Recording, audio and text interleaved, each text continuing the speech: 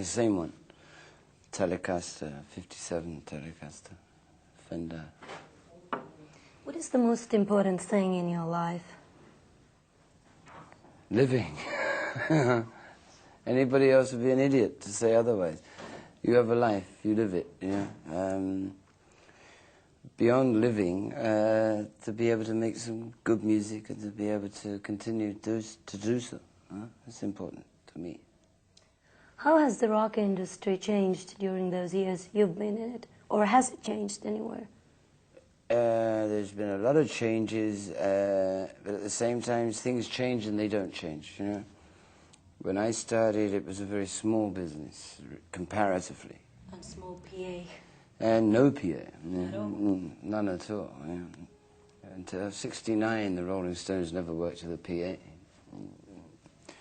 But it's changed in other respects from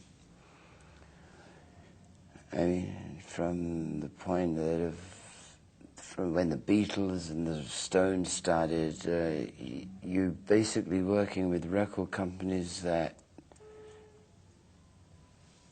and a lot of them still are, they're building, it's a tax write-off. You know? It was something to save some money, to make records. It was a small part of their operation. They're making missile guidance systems, heavy electronics, EMI, Decca, these big companies, RCA. Their main business is somewhere else, and the record company end of their business is, if you make some Bach and some Beethoven records, you could then write off some on tax, cultural tax. So to pay for that, they would make pop records, make rock and roll records, to make the record company pay for itself. Now it's just enormous. Now some of those companies, the record business is the biggest part of their business, and so things change. The ratio of good stuff and bad stuff doesn't change either. It's 97 bad, 3 good. What is the best song you've ever written? I don't know. You tell me. I don't know. It's that's subjective. Somebody else. I like Satisfaction. I like Tumbling Dice, Street Fighting Man. I like Make No Mistake About It. I like. There's too many for me to choose from. You know, the good ones I like, and there's other ones that I forget about. And then sometimes I hear them and say, "Oh, that actually wasn't so bad." But to choose one, actually, no, I mean, Jumping Jack Flash, you know, yeah, I mean, I can go with that. You know, Brown Sugar, yeah. When will we see you in Finland? People really wait for you. I played there once, Pori, at least. But in the summer festival. It's an incredibly beautiful country. Actually, we filmed it. Yeah? We have it still. Yeah? Oh, I didn't know that. I've seen the film. Yeah, it was in the middle of the forest by a lake, sea. Yeah. I remember sand and water and pine trees. And I don't know, you see, it's so strange. You know, it's like to ask somebody, when you're going to play in Finland, yeah. You asked this question to me in New York, and everybody like crack up laughing. You know, Finland, you know. But now that I'm up this way, you know, in a way, I say, well, why not? Yeah, why not?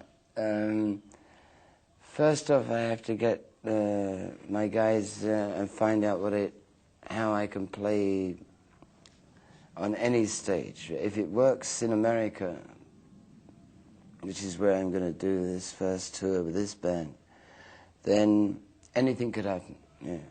If they take it there and it works, and I can understand what to do out in front, with these guys, then anything could happen.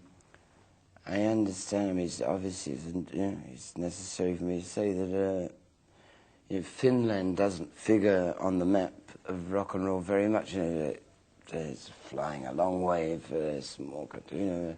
But I think it's important to do that, which is why I'm here in Oslo now. You know, Norway's not a big country, it's not a big market, but I think that it's important that people don't feel left out. And it could be with the Stones, it could be with the expensive winos. In music, who do I love most?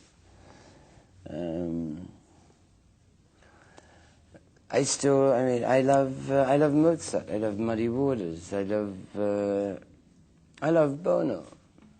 You know, I love Gregory Isaacs. I kind of like Ziggy Marley, because I think that he's not just the son of Bob Marley. I think that he's his own man. I think these things are they're important. There's very few things, when you know, any business you're in, you get very cynical in a way, and there's not much that you like that goes on. You know, now and again when you find, I like AC/DC. Rock. Yeah, it's straight ahead and it's on the point. You know, it makes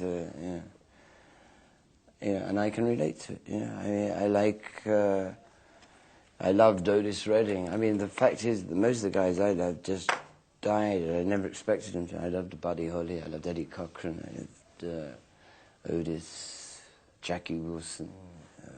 How many gigs have you played? Have you ever counted? Or has anyone counted? I don't know. Somebody must have counted somewhere, you know, but I'm always looking forward to the next one, you know.